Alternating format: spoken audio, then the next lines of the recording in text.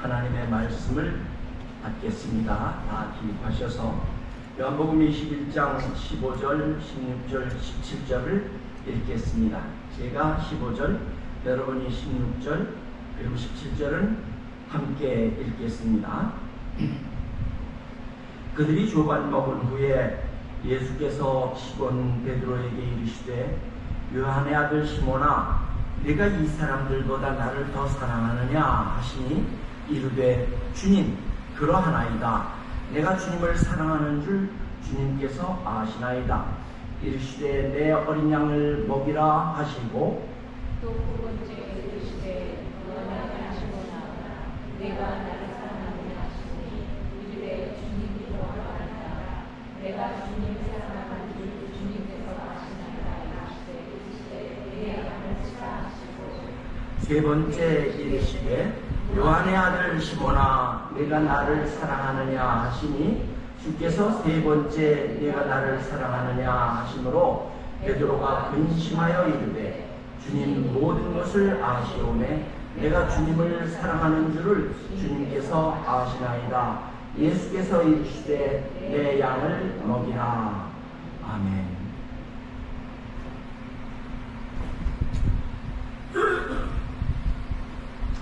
우리는 누구나 실패의 경험이 있습니다. 어떤 사람이 지금까지 실패하지 않고 잘 살아왔다 해도 그의 생애의 실패는 어떤 모양으로든지 찾아옵니다. 찾아오게 되어 있습니다. 세상에 실패 경험 없는 사람은 없습니다. 사업에 실패한 사람, 자녀 교육에 실패한 사람, 결혼에 실패한 사람, 인간관계에 실패한 사람, 가족관계에 실패한 사람, 교회 생활에 실패한 사람, 심지어 목회에 실패한 목회자. 우리는 어떤 의미에서 다 실패자입니다. 한 번도 실패해보지 않은 사람은 없는 것입니다. 성경은 실패자들의 이야기다 이렇게 설명해도 과히 틀리지 않을 것 같습니다. 처음 사람 아담이 실패했고 노아도 아브라함도 모두 실패의 경험이 있는 사람들입니다. 요셉 그는 소년의 나이에 형들에게 버림받아 애굽에 팔려갔으며 모세는 왕궁에서 어린 시절을 호화롭게 보냈지만 애굽 사람을 쳐 죽이고 결국 미디안 광야로 도망해야 했습니다. 다윗 그는 처절한 실패를 경험하고 갈등과 고난 중에 부르짖는 시를 많이 쓴 것을 우리가 시편에서 읽어볼 수 있습니다. 그의 반평생은 아마 실패자의 삶을 살았다 그렇게 해도 별로 틀리지 않는 말일 것입니다. 예수님은 어떠하십니까? 33년간 외롭게 사셨고 마지막에 결국 십자가에서 하나님 왜 나를 버리셨습니까? 고통스럽게 외치고 돌아가셨습니다. 인간적으로 보면 예수님이야말로 실패자 중에 실패자로 보입니다. 그러나 성경은 그것으로 끝이 아닙니다. 성경은 실패한 사람들이 어떻게 다시 일어설 수 있는지를 감동적으로 기록하고 있습니다. 그래서 성경 말씀을 우리가 복음이라 하는 것입니다. 버림받은 한 사람이 어떻게 하나님의 은총으로 치유받고 회복되어 다시 일어설 수 있는가를 말해주는 이야기가 바로 성경의 기록입니다. 실패하고 상처 입어 쓰러져 있었지만 저들이 하나님께 부르짖었을 때에 하나님은 그들을 버리지 않고 불쌍히 여겨 다시 그를 실패자 가운데서 세우시고 그를 사용하신 이야기가 바로 성경 말씀이라는 것입니다. 여러분은 아마 잘 모르실 거예요. 근데 제가 바로 대표적인 실패자올시다. 성령님의 위로하심과 성경 말씀으로 치유받지 않았다면 오늘 제가 여기 감히 강단에 설 수 없었을 것입니다. 참으로 감사한 것은 성경은 우리에게 실패를 안고 살아가라고 가르치지 않습니다. 실패한 삶을 청산하고 하나님의 아들로 하나님의 딸로 살아가라고 가르칩니다. 그래서 성경은 복음입니다. 특히 실패자들에게 복음이 된다는 말입니다. 오늘도 마찬가지입니다. 하나님은 실패자들을 그냥 버려두지 않으십니다. 친히 그들에게 다가가셔서 실패한 사람들의 마음을 위로해 주시고 치유해 주시고 눈물을 닦아 주십니다. 오늘 본문의 베드로, 그는 예수님의 제자로서 삶을 실패했습니다. 아주 처절하게 실패했습니다. 그러고 나서 그는 좌절이 돼서 나는 물고기 잡으러 가겠다고 해변으로 갑니다. 그때가 언젠가 하면 예수님이 부활하신 후였습니다. 예전 같으면 예수님이 부활하신 소식을 들었을 때 그는 길길 뛰며 기뻐했을 것입니다. 그런데 그런 베드로가 풀이 죽어 있습니다. 그러면서 아유, 나는 물고기 잡는 게 더 나아. 나는 제자로 실패했어. 좌절하고 있는 것을 봅니다. 그는 주님 앞에 감히 설 수 없는 형편이었습니다. 우리가 잘 아는 대로 그는 예수님을 3번이나 부인했습니다. 그것도 저주까지 하면서 말입니다. 베드로, 그는 실패한 후에 갈릴리로 돌아가서 그물질을 했습니다. 밤새도록 그물을 던져보았지만 이상하게도 고기는 한 마리도 잡히지 않았습니다. 베드로, 그는 주님을 떠나 고기 잡으려 했지만 한 마리도 못 잡았습니다. 생각해 보십시오. 하나님을 등진 삶에 무엇이 잘 될 수 있겠습니까? 그 베드로를 주님은 그냥 버려두지 않으셨습니다. 주님이 친히 그를 찾아 가셨던 것입니다. 하나님이 포기한 사람은 그런 계획이 잘 이루어질지도 모릅니다. 자기 스스로 난 이렇게 살 거야, 하나님과 관계없이 이렇게 살 거야 라고 아주 그럴듯하게 살아갈 수도 있습니다. 왜 그런지 아십니까? 하나님이 그를 버리셨기 때문입니다. 나는 주일날 교회 예배 안 가도 일만 잘 되더라. 정말 그럴까요? 그것은 하나님이 그를 완전히 포기하셨기 때문입니다. 조물주가 포기한 인생은 죄를 지어도 잘 됩니다. 아니, 잘 되는 것으로 보일 뿐입니다. 그러나 하나님이 사랑하시는 사람이 하나님을 등지고 하나님의 뜻과 다른 일을 하려고 하면 절대로 잘 안 되게 되어 있습니다. 베드로도 마찬가지였습니다. 물고기가 잡히질 않았어요. 그런 베드로를 예수님이 찾아가시지. 그리고 베드로에게 배 오른편에 그물을 던지라 일러주십니다.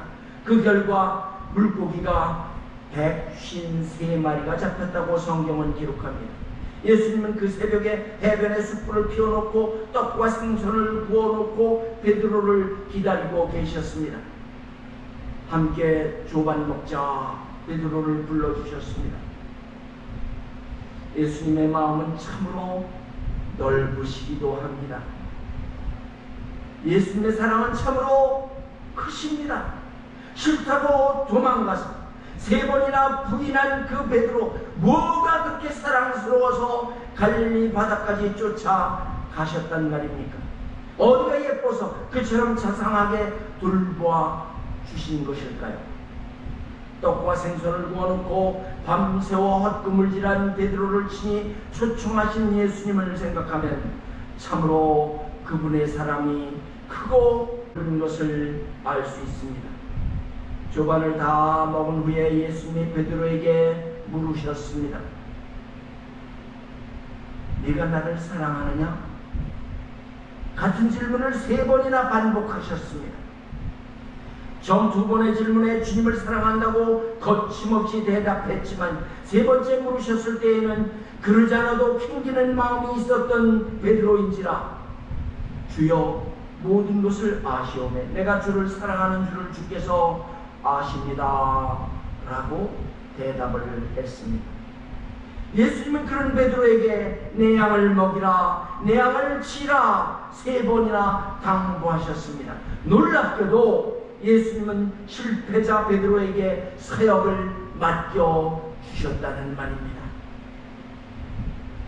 자, 그러면 하나님은 왜 실패자를 친히 찾아가시고 실패자를 사용하시는 것입니까?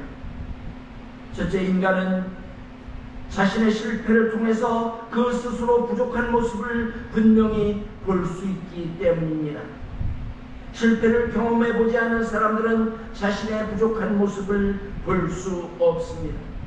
실패를 경험하고 겸손히 엎드려 주님, 저는 이런 사람입니다 라고 고백할 때 주님은 그에게 은혜를 베풀어 주시는 것입니다. 실패를 통해 겸손해진 사람을 하나님은 쓰시는 것입니다.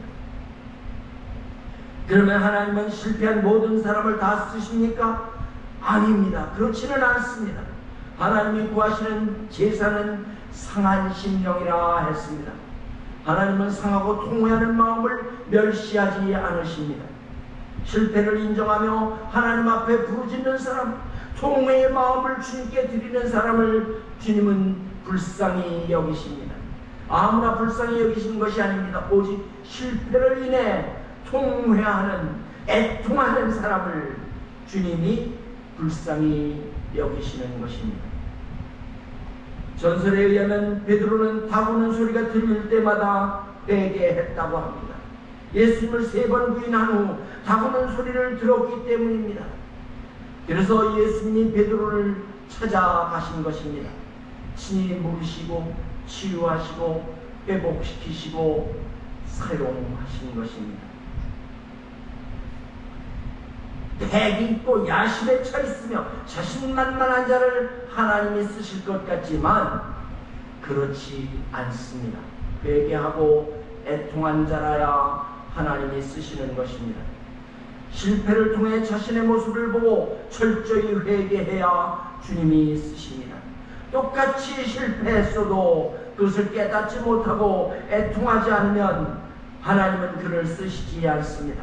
실패를 통해 자신의 부족한 모습을 보고 주님의 도우심을 구하는 사람을 주님은 어여삐 보시고 사용하신단 말입니다. 두 번째, 하나님이 왜 실패한 자를 쓰십니까? 우리는 실패를 통해 주님의 사랑을 깨달을 수 있기 때문입니다. 그렇게 주님을 실패를 통해서 주님의 사랑을 깨달을 때에 우리는 하나님께 붙잡힘을 받을 수 있는 것입니다. 주님이 얼마나 사랑하시는지를 알게 된다는 말입니다. 아무 일 없이 평안할 때 사실은 주님의 사랑 깨닫기가 가장 힘듭니다. 물론 책에서 읽고 논리적으로 아는 주님의 사랑, 남의 간증을 읽을 수는 있습니다. 그러나 내가 진정으로 깨달은 사랑이 아닙니다. 그렇지만 실패해 보았을 때 주님의 사랑을 깨닫게 됩니다. 어떤 사랑? 조건 없는 사랑입니다. 네가 나를 사랑하느냐? 3번 거듭된 이 질문은 주님의 사랑을 알고 있느냐는 확인입니다. 죄의 일을 하려면 주님의 사랑을 경험해야 가능한 것입니다. 이 사랑을 모르면 죄의 일 못합니다. 그런 사람은 죄의 일을 한다고 하면서 다른 사람에게 상처 주기 쉽습니다. 나 같은 죄인 살리신 주 은혜에 놀라워 우리가 잘 아는 존 뉴턴이 이 찬송을 썼습니다. 그는 노예 상인으로서 아주 나쁜 사람이었습니다. 그렇지만 그가 어느 날 자신의 삶을 보고 자신이 얼마나 처절한 실패 가운데 있는가를 안 후에 회개하지요. 그리고 나서 이 찬송을 썼다고 합니다. 그 조건 없는 사랑을 경험하지 않고서 어떻게 나와 아무 이해 없는 그런 사람을 사랑할 수 있단 말입니까? 그 사랑을 깨닫지 못하고서 어떻게 날 미워하고 날 어렵게 한 사람을 사랑할 수 있겠습니까? 어떻게 원수까지 사랑하라 하신 주님의 말씀을 이해할 수 있겠습니까? 저는 10수년 전에 예일대학 신학부에서 주관한 신앙 미술 전시회에 갔었습니다. 거기 갔는데 일본 성화 작가가 그린 탕자의 귀환, 탕자가 아버지께 돌아와서 품에 안기는 그런 모습을 보게 되었습니다. 누가복음 15장 이야기죠. 저는 그 그림을 보는데 그 이상하죠. 저는 미술의 문외한입니다. 아무것도 모르는 사람의 미술. 여기 미술 잘하는 분도 계시다는데, 그렇지만 저는 그렇게 문외한인데도 그 그림을 보는데 하나님이 얼마나 큰 사랑으로 저를 사랑하셨는가를 그 그림을 보면서 깨달았습니다. 그래서 그냥 보고 있는데 눈물이 흘러요. 주체할 수 없는 눈물이 흘렀습니다.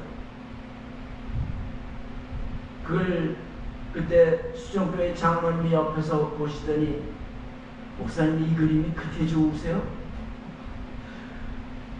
좋아서라기보다 이상하게 눈물이 나네요.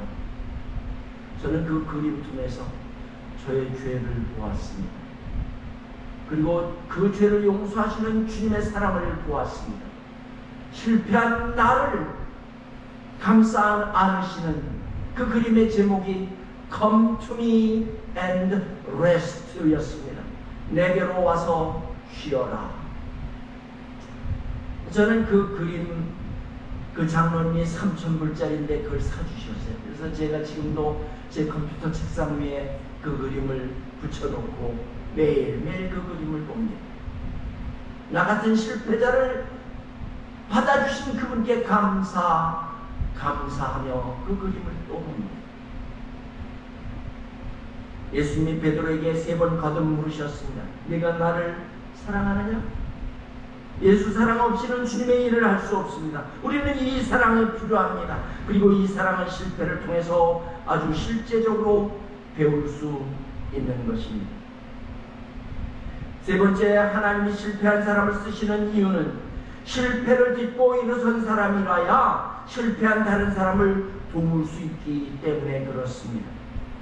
내가 어떤 일에 실패해보면 그 일에 실패한 다른 사람을 이해하고 도울 수 있게 됩니다. 우리는 실패를 통해 성숙에 이르게 되는 것입니다. 어떤 의사가 훌륭한 의사입니까? 그 병에 걸렸다가 나아본 경험이 있는 의사는 그와 같은 병에 걸린 다른 사람을 잘 이해할 수 있고 더 잘 도울 수 있는 것입니다. 제가 들은 얘기인데, 서울의 암센터 원장 이진수 박사라는 분이 계셨습니다. 그분은 자신도 암에 걸렸다가 나았고 그분의 어머니도 암 환자였습니다. 그리고 어떻게 된 건지, 그 아마 유전적인 것인지 자신의 아이들도 암 환자였습니다. 모두 식구들이 암 걸렸다가 치료를 통해서 나은 경험이 있었습니다. 그래서 이진수 박사는 훌륭한 암 전문의가 된 것입니다. 예수님이야말로 훌륭한 의사, 위대한 의사이십니다. 왜 그렇습니까? 그분은 이 세상에 오셔서 모든 고초를 친히 다 겪으셨습니다. 배고파 보셨습니다. 외로워 눈물을 흘려 보셨습니다. 인생의 고통과 마음의 상처를 다 경험하셨습니다. 마지막에는 십자가에서 죽으심으로 사망의 고통까지 몸소 겪으셨습니다. 성경은 그분이 우리의 질고를 지고 우리의 슬픔을 당하셨다고 했습니다. 그러나 십자가 죽음이 끝이 아니었습니다. 예수님이 죽음을 이기고 다시 부활하셨습니다. 그러하기에 그분이 우리의 구원자, 구세주, 치료자가 되시며 우리를 낫게 해 주실 수 있는 분이 되신 것입니다. 이사야 선지자는 증언했지요. 그가 찔림은 우리의 허물을 인하며 그가 상함은 우리의 죄악을 인함이라. 그가 징계를 받음으로 우리가 평화를 누리고 그가 채찍에 맞음으로 우리가 나음을 입었도다. 우리는 다 양 같아서 그릇 행하여 각기 제 길로 갔거늘 여호와께서는 우리 무리의 죄악을 그에게 담당시키셨도다. 사랑하는 성도 여러분, 여러분과 저는 어떤 의미에서 모두 실패자입니다. 그러나 그 실패 때문에 실망하고 좌절 가운데서 살아갈 것입니까? 아닙니다. 실패는 새롭게 될 수 있는 기회가 되는 것입니다. 실패 몇 번 했다고 인생 자체가 망한 것 아닙니다. 실패 많이 했다고 그 인격이 실패한 것 아닙니다. 실패 없이 성공한 사람은 이 세상에 아무도 없습니다. 실패는 성숙과 성공을 위한 과정일 뿐인 것입니다. 주님이 나를 쓰시기 위해 나에게 실패를 주셨는지도 모릅니다. 좋은 연단의 기회를 주신 것입니다. 나와 같은 실패자를 돕기 위해 내가 먼저 실패를 경험한 것입니다. 성경의 인물들 모두가 그랬습니다. 실패한 사람들이었습니다. 그들은 모두 어두운 밤, 사망의 음침한 골짜기를 통과해 나간 사람들이었습니다. 그러나 그 속에서 하나님이 자기와 함께 하신 것을 철저히 경험했기에 하나님의 놀라운 사랑을 아는 사람들이었습니다. 내가 나를 사랑하느냐? Do you love me? 주님께서 베드로에게 3번이나 물으셨습니다. 그리고 당신의 양을 먹이라고, 당신의 양을 치라고 부탁하셨습니다. 여기서 우리는 신앙이 예수님과 나 그리고 이웃의 관계임을 알게 됩니다. 내가 실패를 극복하고 예수님과 바른 관계를 맺게 되면 다른 사람을 섬기는 대로 나아가야 한다는 것입니다. 예수님과 나 그리고 내 이웃, 예수님과 나 그리고 내 가족, 내 남편, 내 아내, 내 자녀, 내 이웃, 내가 싫어하는 사람까지도 다 포함됩니다. 예수님이 오늘 우리에게 물으십니다. 네가 나를 사랑하느냐? 그렇다면 네가 그 사람을 섬겨라. 이것이 오늘 말씀의 유지입니다. 사랑하는 형제자매 여러분, 인간은 남을 섬기는 데서 진정한 행복을 맛볼 수 있는 것입니다. 나를 핍박하는 사람들을 용서하고 그를 섬기는 데서, 사랑하는 데서 진정한 행복을 얻을 수 있습니다. 당신을 배반하고 실패한 베드로를 용서하시고 다시 불러주신 우리 주님의 놀라운 사랑을 우리가 배워야 합니다. 우리가 아무리 실패해도 그리스도 안에서 실패하면 그것은 실패가 아닙니다. 성숙과 성공으로 가는 과정일 뿐 절대로 실패로 끝나는 것이 아닙니다. 주님과 함께 이 힘든 인생길을 승리하는 여러분과 제가 되기를 간절히 바랍니다. 기도하겠습니다. 실패한 베드로를 부르시고 주님의 놀라운 일꾼 삼으신 주님, 실패한 저희들도 부르시는 줄 믿습니다. 오늘 말씀을 통하여 실패가 결코 끝이 아니며 오히려 성숙과 성공으로 가는 과정인 것을 깨닫게 해주셔서 감사합니다. 저희의 실패를 통해서 주님의 사랑을 깊이 깨닫게 도와주시고 더 나아가서 내 옆에 있는 이웃을 섬기며 살 수 있게 해 주옵소서. 예수님의 이름으로 기도하옵나이다. 아멘.